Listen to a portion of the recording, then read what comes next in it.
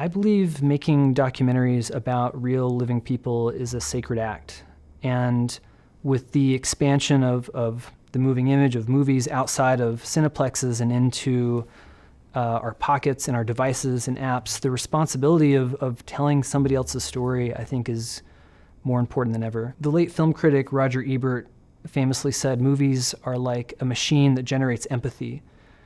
And that's immediately true when you watch a film, but I think it's also true when you're behind the camera trying to make a film. I've been trying to operate this empathy machine with my documentaries. In 2009, I set out to make one short documentary about one person in all 50 states. And I've done 25 so far. In this lecture, I'm going to be sharing things that I've learned, talking to people with vastly different perspectives and backgrounds, and sort of looking for these shared experiences, this shared humanity that we have when we talk about how we connect to the place where we live, how we feel about the place that we call home. In a time we're more divided than ever in this country, that's something I think we all have in common.